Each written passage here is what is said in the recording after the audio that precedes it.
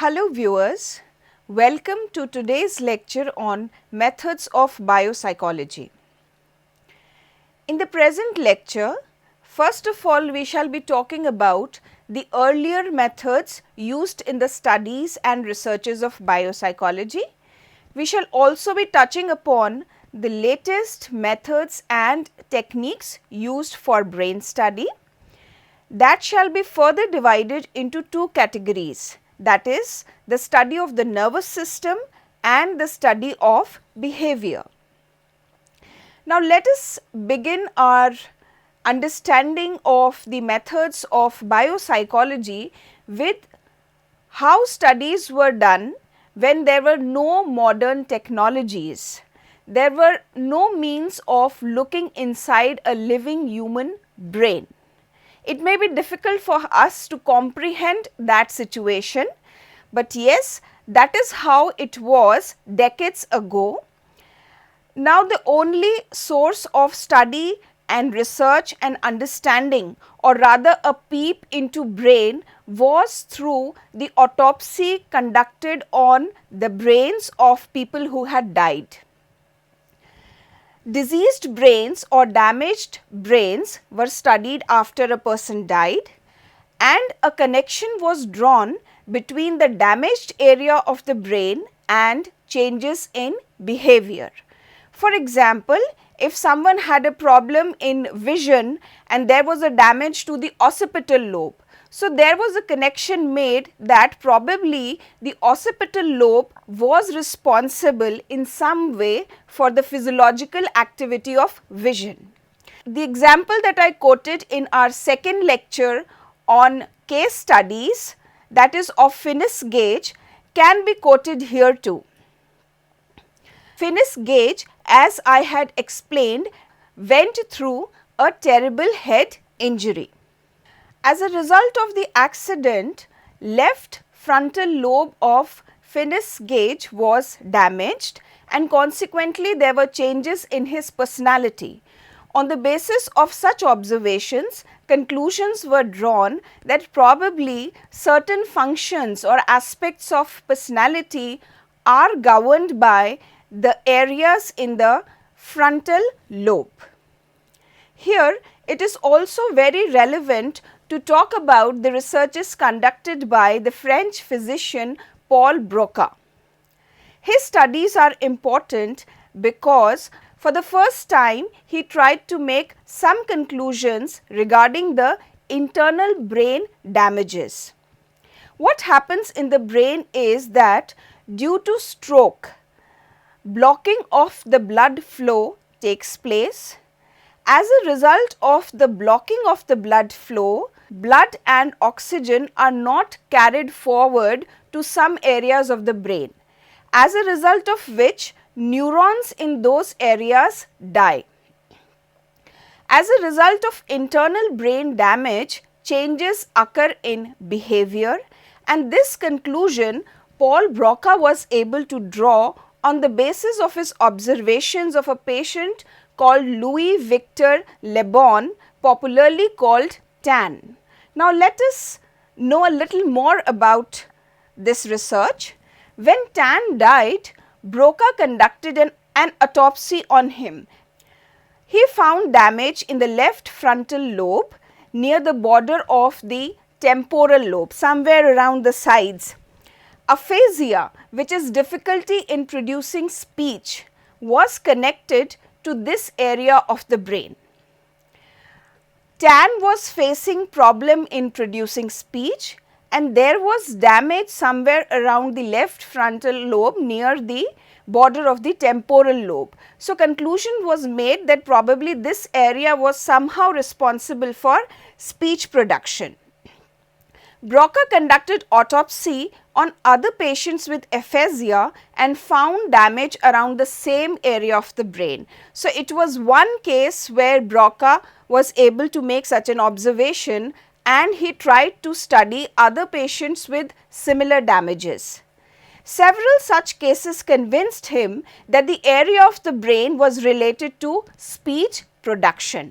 So, on the basis of a number of case studies, a number of such observations, Broca made the conclusion that that particular area of the brain was responsible for speech production, and now that area is popularly known as Broca's area. The problem in producing speech is what is known as Broca's aphasia. Now, that disorder or problem has also been named after Paul Broca.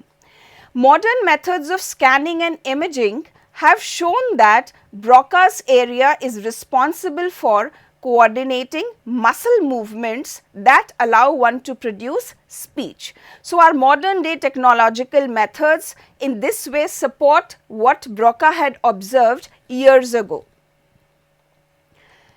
I have put before you a diagram which shows that where the Broca's area lies around in our cerebral region, and just for a general overview and understanding, we need to know that our brain has been divided into 4 lobes.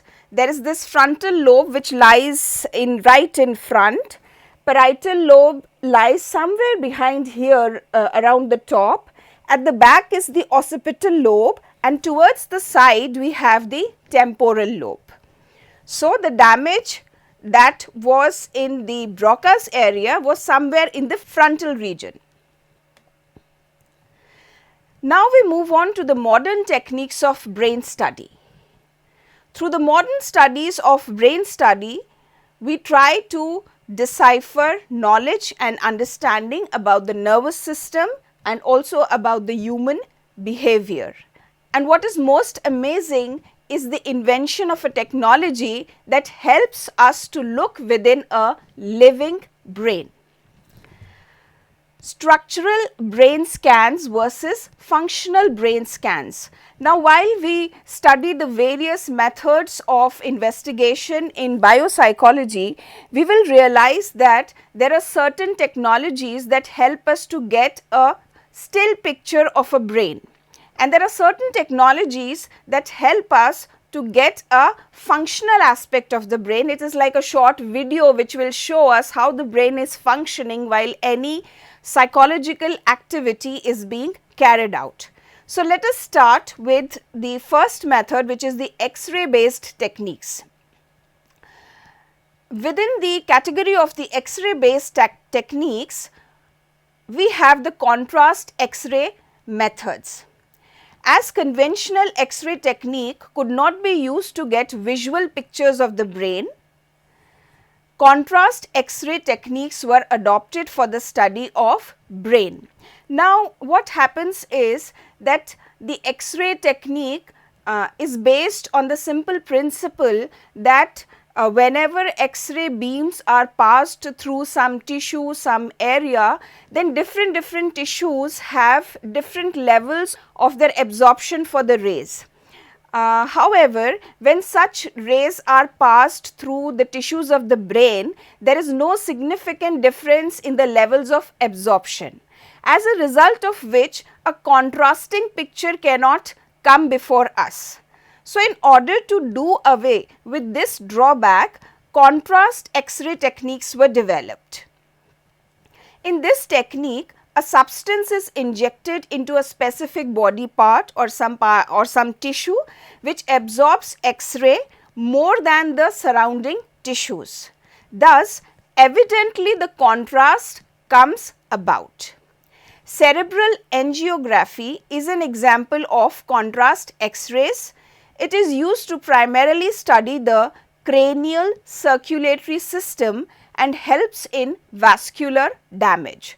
So, the takeaway from this description is that a substance is used so that the levels of absorption become different for different areas, as a result of which a contrasting picture comes about and we get an understanding of the brain areas.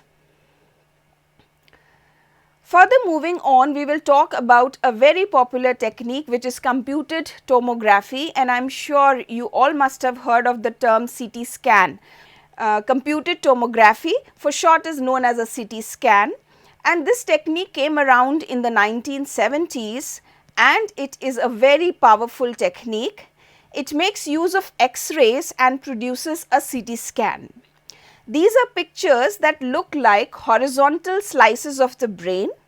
Greek word tomos means cut, a cut across the brain. So, the word tomography and tomos come from cut, cutting the brain, and because it is all computer generated imaging, we call it computed tomography. So, in this we get horizontal slices of the brain. It would be like taking up a tomato in your hand and just taking out slices of it. So, this technique helps us get horizontal images of the brain, which can be put before a physician or a doctor or a researcher, and on the basis of which obviously conclusions can be made. It was indeed a revolution because we were getting images from a live brain. X-ray beams are passed through the brain from varying angles. Now, this is as you can see in the picture, there the person is made to lie down and is then made to enter into a ring, and an instrument which has a ring, and from which from different angles X-ray beams are projected onto the brain areas. So, from different angles the pictures of the brain are taken, and then computer technology is used, as a result of which we get a CT scan. Even three-dimensional pictures can be created. How a CT scan looks like, you can see in the picture depicted here. I have also put up a picture of the CT scan machine.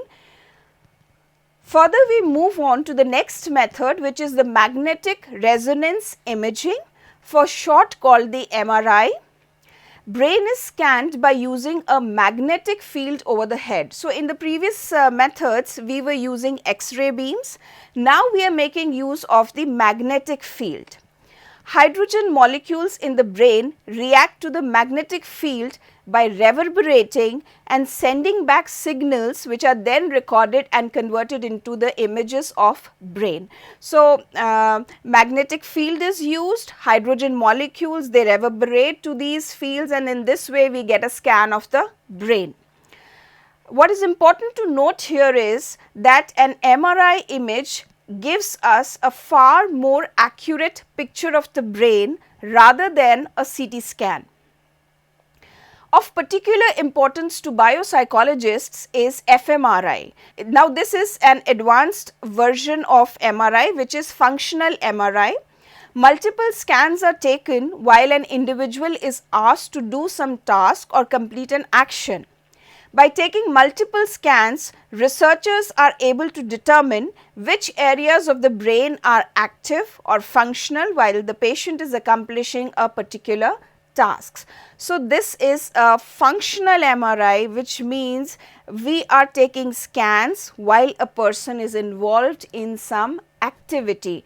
This helps us understand the functional aspects of cognition or brain function. Now, in this, the tracking of blood flow is done. That is, it depicts the regions of the brain experiencing increased oxygen usage, and thus the popular term is blood oxygen level dependent imaging. So, in the fMRI, we are making use of how much oxygen is being consumed in the different areas of the brain. So, if more oxygen is being used in some area of the brain, it means it is more active, and it means that the psychological activity, behavior, or whatever performance a person is involved in, that has a connection to that area of the brain. Now, this technique is very important and useful because it provides us an idea about both the structure and functions of the brain. Moving on, let us now study about a technique which is very relevant to psychology, which is the positron emission tomography. For short, it is known as PET. Now, it is an invasive technique. The previous techniques were non-invasive because we were not injecting anything or we were not trying to enter the system of the individual through some physical means. But here, the person is injected with a radioactive substance. therefore, used often less than fMRI scans, because PET scans cannot be done on children or premenopausal women because it is radioactive in nature. Now, radioactive substance used in this technique is a form of a glucose that is injected into the patient's arm, and then it travels through the bloodstream to the brain. The radioactive substance accumulates in different parts of the brain depending upon how active that part of the brain is. So, if some part of the brain is more active, then the radioactive substance can be seen in a greater quantity around that region. Active parts require more oxygen. This is based on the simple principle that oxygen is consumed more in those regions where activity is taking place. The radioactive substance releases positrons. So, the scanner records areas of positron emission. These are very beautiful pictures. If you sometimes see, there are bright green and blue emissions of the positrons which can be seen on the scans. So, in this way we get a multicolored image of the brain. Language, perception, memory, these are some of the cognitive functions which have been studied very well through this technique. Another technique to mention here is the diffusion tensor imaging, and it tracks the diffusion of water molecules as an indicator of white matter structure. This image before you, it shows you how a PET scan looks like. You can see the bright yellow, blue and aqua colors depicting different levels of radioactive substance around the brain. So, the next method that we are going to discuss is the transcranial magnetic stimulation. SAC 2006 points towards the fact that the brain imaging techniques are useful in illustrating the correlation between brain activity and cognitive activity, but these cannot prove that the brain activity caused the cognitive activity. So, the techniques that we were discussing in the previous slides, they of course are helpful in showing us that while some psychological activity is going on, which areas of the brain are active. However, Sachs very intelligently pointed out that such an illustration may show the correlation between both, but it cannot ascertain the causality. We cannot say that because of that brain functioning, the psychological activity was taking place. There may be other factors involved. In this method, a part of the cortex is turned off by creating a magnetic field. So, now in order to overcome such a lacune, of course, researchers with the help of technology tried to come up with some updated methodology, and what they did in this was a magnetic field was made use of, and with the help of which a particular part of the cortex was turned off, that is, it was no more active. The neurons beneath the magnet are deactivated. So, wherever the magnet is placed, the neurons beneath that get deactivated. Meanwhile, its impact on cognition and behavior is assessed. So, when you make those neurons inactive and then see what changes are coming about in behavior and cognition, then maybe you can make some conclusion about the part of the brain responsible for that activity or behavior. So, TMS is thus used as a mapping technique by researchers. Researchers have used it to map the locations of the brain with regard to cognitive and behavioral functions. Now, certain areas of the cortex may also be turned on by passing an electric current through the electrodes placed directly on the scalp. Now, in the earlier situation, we were turning off certain areas, and now we are trying to turn on certain areas. That is done through the passing of electric current with the help of electrodes and placed around the scalp, and then the impact of this is seen on cognition and behavior. This technique is known as transcranial direct current stimulation, for short TDCS. Now, though TMS is of great help, the transcranial magnetic stimulation, for short TMS, is of great help in overcoming the shortcomings of the brain imaging studies in determining causation. it still has a few weaknesses with regard to safety, mechanisms of neural disruption, etc. So, this technique is of course advanced, it gives us a better idea. In a more scientific manner we can conclude things, but then there are issues of safety and also issues of neural disruption. Now we have talked about, so far we have been talking about the imaging and scanning of brain functional activity. Now whenever we are studying the nervous system, of course the nervous system is made up of the brain and the spinal cord. So we have talked about many techniques to scan and understand brain. Now let us also talk about the nervous system and especially the physiological activity going on. So, 6 of the most widely studied psychophysiological measures are related to brain activity, somatic nervous system and the autonomic nervous system. Now, when we talk about the physiological activity related to brain, it will be the scalp EEG and magnetoencephalography. When we talk about measures of somatic nervous system activity, that will be about muscle tension and eye movement. When we talk about measures of autonomic nervous system activity, we will be talking about skin conductance and cardiovascular activity. So, let us understand them in detail. Recording psychophysiological data for the brain, electroencephalography, for short known as EEG, is conducted with the help of an instrument known as an electroencephalograph. Electrodes are placed over the scalp of the subject in a non-invasive fashion. That means the instrument is in no way invading into the system of the subject. Measures of electrical brain activities that originate in the cortex and are conducted to the scalp are taken. So, what happens is obviously all the cognitive activity is taking place in the cortex region and there is electrical activity related to it.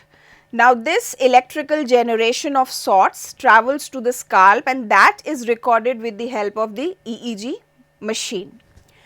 EEG measures the difference in voltage across different scalp areas. So, in this regard, probes are placed all around the scalp and recordings from them can be taken, and on the basis of the difference in the voltage across the scalp areas, we can make conclusions about the underlying activity. So, while the person is engaged in some activity, which of the brain area is showing more voltage or showing less voltage, on the basis of that conclusions are made. The data here appears in the form of waves which are called brain waves. Different states of consciousness produce different forms of brain waves. Apart from that, different forms of brain disorders, even different forms of pharmacological manipulations produce different and distinct wave patterns. So, they are distinct, they are different for each activity. So, I have shown in this diagram the 4 kinds of brain waves which are alpha, beta, theta and delta. Of particular interest to the psychophysiologists is the EEG pattern that accompanies certain psychological events than the background signal of EEG called noise. Now, what happens is that when the probes are placed around the scalp, we will definitely get some form of activity because the brain is continuously in work, at work. So, whenever during the experiment the subject is made to indulge in some activity, that produces another wave pattern. So, the EEG which is already there with regard to the normal functioning of the brain, that is categorized as noise, and that EEG wave pattern which comes about as the result of some cognitive activity, that is of interest to the researcher and it is called the accompanying wave pattern. This technique also helps us to watch wave patterns as and when a person perceives any particular stimulus. This is known as sensory evoked potential. And then there are also means by which the researchers, the psychophysiologists are able to reduce the impact of noise, or rather reduce the impact of noise in understanding the brain pattern.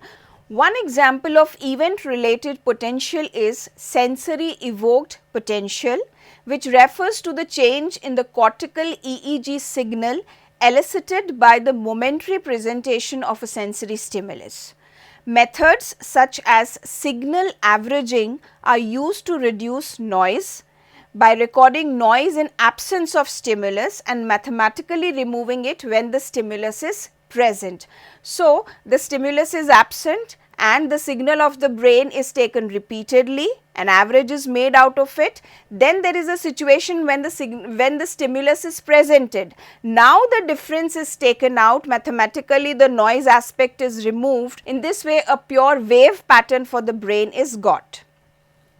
Magnetoencephalography, or MEG, which measures changes in the magnetic field at the scalp due to changes in the neural activity below, is another important method or technique used in brain studies.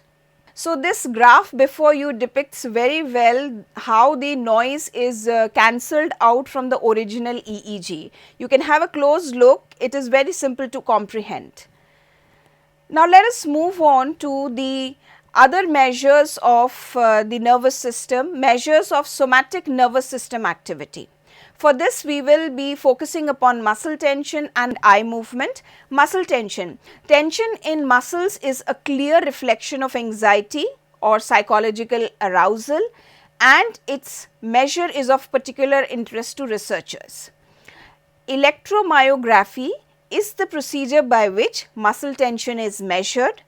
Recording is done by placing two electrodes over the surface of the skin over the muscle of interest. The resulting record is known as electromyogram. So, whenever a person is in a state of anxiety or arousal, we all know that body also gets tensed, muscles get tensed. So, whatever muscle the researcher is interested in studying, electrodes are placed around its surface and recordings done. Let us move on to eye movement. The technique for recording eye movements is called electrooculography, and the resulting record is known as electrooculogram, for short known as EOG. The underlying principle is that a steady potential difference exists between the front and back of the eyeball. Now, just imagine the advancement of technology, that we are talking about a difference in the steady potential in front and back of the eyeball, and that is made use of to study. So, therefore, when the eye moves, a change occurs in the steady potential which can be measured. Now, let us move on to the measures of the autonomic nervous system activity. In this, we shall be talking about first of all skin conductance. Thoughts and emotions are directly related to the levels of skin conductance. Electrodermal activity is measured by means of two indices, namely skin conductance level and skin conductance response. Evidence points to the fact that sweat glands become active during emotional situations. So, there is a lot of research yet to be done with regard to this area, but so far we can conclude that wherever there is emotional situation, then for sure the sweat glands get activated, causing sweat to be released, which in turn increases the electrical conductivity of skin. What is important for us to understand here is that there is a direct connection between the various organs of the body, be they glands or be they skin, and the psychological phenomena. Next, we will talk about in the ANS activity the cardiovascular activity. Three measures of cardiovascular activity are of primary interest to researchers, which is heart rate, arterial blood pressure and local blood volume. So, talking about heart rate, electrodes are placed over the chest of the patient to record the electrical activity associated with each heartbeat. the recording instrument is called an electrocardiogram, and the resulting pattern is the electrocardiograph.